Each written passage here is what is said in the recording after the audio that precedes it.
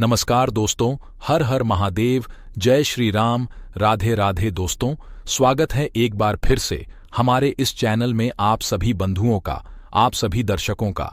तो दोस्तों, आज हम जानेंगे कि स्त्री कौन सा अंग मरते दम तक अपने पति को नहीं छूने देती है। आज की वीडियो बहुत ही ज्ञानवर्धक और प्रेरणादायक है। प्यारे दोस्तों, निवेदन करना चाहूंगा कि वीडियो को अंत तक देखना ताकि पूरी बात आपको समझ में आ सके, क्योंकि पूरा ज्ञान ही सफल होता है। आधा अधूरा ज्ञान किसी मतलब का नहीं, किसी काम का नहीं होता। इसलिए वीडियो जब भी देखें तब पूरा अवश्य देखें।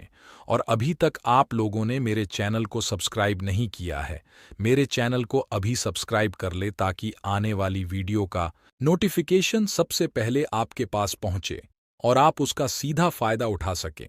और साथ ही कमेंट में जय मां लक्ष्मी अवश्य लिखें, जिससे माता लक्ष्मी की कृपा से आपका घर में धन की वर्षा हो। तो आइए प्यारे दर्शक बंधुओं, हम जाने के इस वीडियो के माध्यम से कि स्त्री का कौन सा वह अंग है जिसे पत्नी पति को कभी नहीं छूने देती। तो बने रहिए वीडियो के अंत होने तक। प्यारे दर्शक बंधुओं, कहा जाता है कि पति और पत्नी का रिश्ता अटूट रिश्ता है। एक मार्ग पर चलते हुए उन दोनों में इतना प्रेम होता है कि एक दूसरे की इच्छा के अनुसार चलते हुए अपना जीवन गुजारते हैं, सुख दुख बांटते हैं। जिस अंग को पत्नी अपने पति को कभी छूने नहीं देती और पति गरीब होता है। सिंगल द्वीप में एक नरसिंहराव नाम का एक राजा राज करता था। वह राजा अपनी रानी से बहुत प्रेम करता था और रानी भी नरसिंहराव से बहुत प्रेम करती थी। उनका घर सुख शांति धन दौलत से हमेशा भरा रहता था।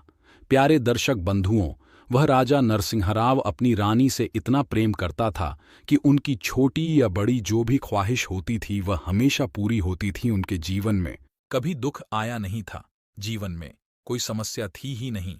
भगवान की ऐसी कृपा थी कि राजा के जीवन और उनकी पत्नी के जीवन में कभी दुख आया नहीं था। इसलिए वह दुख से अनजान थे। वह दुख जानते नहीं थे कि दुख कैसा होता है और क्या होता है। दोनों अपने जीवन को बिता रहे थे। उनके जीवन में कोई समस्या थी ही नहीं। भगवान की ऐसी कृपा थी और राजा नरसिंहराव अपने सिंगल द्वीप की बहुत ही सुंदर सेवा किया करते थे। सब लोग उनसे बड़े प्रसन्न थे। एक दिन रानी अपने महाराज से कहने लगी, महाराज, आज हमारी एक इच्छा हो रही है। राजा कहने लगे, निसंकोच होकर के बोलो रानी, तुम्हारी क्या इच्छा है। रानी कहती है, महाराज, दिसंबर के महीने में ठंड कड़ाके की पड़ रही है, पर हमारा मन तो नदी में नहाने को कर रहा है। राजा, कहाँ पर? महारानी, सोचो तो सही, इतनी ठंड पड़ रही है, तुम बीमार हो जाओगी। इच्छा को छोड़ दो। उस इच्छा को नहीं करना चाहिए जिसमें हमारा अहित हो, हमारा नुकसान हो। हमें साफ साफ दिख रहा है कि हमारा ऐसे में नुकसान हो जाएगा। आखिर इतनी ठंड में नदी में नहाने की तुम्हारी इच्छा ये कैसी इच्छा है? मैं कुछ समझा नहीं। इस इच्छा को छोड़ दो। रानी राजा कहते हैं, रानी, तुम बीमार हो जाओगी, स्वास्थ्य खराब हो जाएगा, इसलिए मेरी बात मान करके तुम्हें इस इच्छा को छोड़ दो।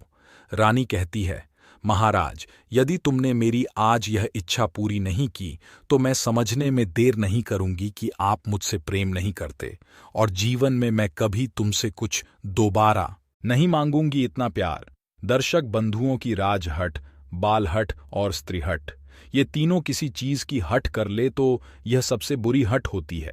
अगर यह तीनों किसी बात की जिद कर ले तो कुछ भी हो जाए, उस जिद को पूरा करके ही रहते हैं। इसलिए इनसे हमेशा दूर बचकर के ही रहना चाहिए। अब रानी की जिद देखकर के राजा नरसिंहराव झुक गए, क्योंकि वह रानी बार बार इस बात को कह रही थी। राजा ने कहा, ठीक है, तुम अपनी इच्छा पर डटी हो तो ठीक है। तुरंत ही राजा ने सिपाहियों को आदेश दिया और कहा कि हमारी रानी नदी में स्नान करने के लिए जाएंगे तो नदी की ओर जितने भी मार्ग जाते हैं उन मार्गों को बंद कर दो, और जिस मार्ग से रानी जाए उस मार्ग को साफ सुथरा बना दो। और सिपाहियों ने वैसा ही किया। तब राजा नरसिंहराव कहते हैं, रानी, अब तुम स्नान करने के लिए जा सकती हो और स्नान करके जल्दी ही लौट करके आना। तब रानी कुछ सहेलियों को साथ में लेकर के नदी में स्नान करने के लिए रथ पर बैठ जाती है। कुछ ही देर में वह नदी के किनारे पहुंच जाती है। रानी प्रसन्नतापूर्वक उस नदी में स्नान करने लगती है और रानी खूब देर तक नहाती है। इधर कड़ाके की ठंड भी पड़ रही थी। प्यारे दर्शन बंधुओं नहाते नहाते रानी को ठंड लगने लगी और जोर से लगने लगी। जब रानी पर नहीं रुका नहीं गया तो उसने अपनी सहेलियों से कहा, सखियों, जाओ कहीं से घास फूस इकट्ठा करो और उसमें आग लगाओ। मैं उसके तप से अपने शरीर को गर्म कर लूंगी। मुझे बहुत ठंड लग रही है, चैन नहीं हो रही। सहेलियों ने बहुत ढूंढा पर कुछ नहीं मिला तो रानी ने वहां पर रहने वाले कुछ लोगों की झोपड़ियां को देखा और कहा कि झोपड़ियां को ही जला दो, मैं ताप लूंगी। सखियां कहने लगीं, रानी, हमें तो मालूम ही नहीं है कि इनमें कौन लोग रहते हैं और झोपड़ियां किसकी है, हम कैसे जला सकते हैं। हे महारानी, हमें जान जान लेना चाहिए कि इसमें कोई सो तो नहीं रहा है, या फिर इनमें रहने वाले लोगों के घर इनके अलावा कहीं और ना हो तो उन विचारों का क्या होगा।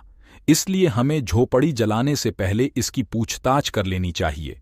रानी कहने लगी, तुम मेरी दासी हो, मेरे आदेश का पालन करना ही तुम्हारा धर्म है, और यदि तुमने ऐसा नहीं किया, मुझे नहीं तपाया, तो मैं तुम्हें इस राज्य से अलग करवा दूंगी, महाराज से कहकर तुम्हें फांसी भी लगवा दूंगी। दासी रानी की बात सुनकर के डर जाती है और उन्होंने उन झोपड़ियां में आग लगा दी। रानी तापने लगी। इस तरह से प्यारे दर्शन बंधुओं, कुटिया धूम धूम करके जलने लगती है और रानी अपने शरीर को तपाने लगती है। और उसके बाद हंसी खुशी से रानी रथ में सवार होने के बाद वापस अपने महल में लौट आई। और जब दूसरा दिन हुआ, राजा नरसिंह राव जब राज दरबार में जाकर के विराजमान होते हैं तो उन कुटिया के रहने वाले लोग त्राहिमाम त्राहिमाम कहकर के राजा की शरण में आ गए।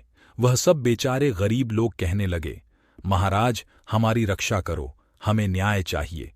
तुम्हारी नानी ने हमारी झोपड़ियों को जलवा दिया और झोपड़ी जलाने के बाद खुद की ठंड दूर कर ली, पर हमारा क्या होगा महाराज? हमारे पास तो इतने पैसे हैं नहीं कि हम दूसरी झोपड़ी तैयार कर लें। सुबह को खा लेते हैं तो शाम का कोई पता नहीं, और शाम को भोजन पा लिया तो सुबह का पता नहीं। महाराज, तुम्हारी महारानी ने अच्छा नहीं किया, हमें न्याय चाहिए है महाराज। कड़ाके की ठंड पड़ रही है, हम कहाँ जाएं, आप ही बताइए महाराज। राजा इतने शब्द सुनने के बाद बहुत क्रोधित होता है, तुरंत ही रानी को हाजिर होने का आदेश देता है। रानी तुरंत ही महल से राज दरबार में पहुंचे, महाराज को प्रणाम किया। राजा ने गुस्से में कोई उत्तर भी नहीं दिया और कहा, कल तुमने कुछ गरीब लोगों की झोपड़ियां को जलवाया था। रानी सिर झुकाए हुए कहती हैं, जी महाराज, मैंने जलवाया था, परंतु आप इन झोपड़ियां के जलने पर इतने क्रोधित क्यों होते हो? इसमें क्या बड़ा अनर्थ हो गया? तब रानी कहती है, महाराज, अरे ऐसे ऐसे राजा हुए हैं जो लोगों को अपनी रानी के लिए फांसी पर भी चढ़ा देते हैं, कुटियों को भी जलवा देते हैं, मकान को भी तुड़वा देते हैं, सुंदर महल भी बनवा देते हैं, और महाराज, मैंने वह कुटिया जला दी, तो आप इतना क्रोधित हो रहे हो? रानी की बात सुनकर के राजा और क्रोध में आ गया और कहने लगा, है रानी, तुम किसी की मजबूरी को नहीं समझती हो। राजा नरसिंह राव कहते हैं, यह रानी सीधी बात तुम्हारी समझ में नहीं आएगी। लगता है राजा ने कहा कि रानी, तुम अपने कपड़े को उतार दो और तुम भिखारी के कपड़े को धारण करो, भिखारी का भेष बना लो और पूरे नगर में घूम कर आओ। तुम्हारी यही दंड होगी, तुम भीख मांग के लाओ, तब तुम्हें पता लगेगा कि क्या होती है अमीरी और क्या होती है गरीबी। रानी ने तुरंत ही अपने वस्त्र उतार दिए और भिखारी के वस्त्र धारण करने लगी। वस्त्र धारण करने के बाद पूरे नगर में उसने भीख मांगी। तब उसे अपनी गलती का एहसास हुआ और उस राजा ने उन लोगों की झोपड़ियां को दोबारा बनवा दिया। उन्होंने जो भी मांगा उनको प्राप्त हो गया। उसके बाद में रानी अपनी करनी पर आंसू बहाते हुए राजा के चरणों में आकर के क्षमा याचना मांगती है।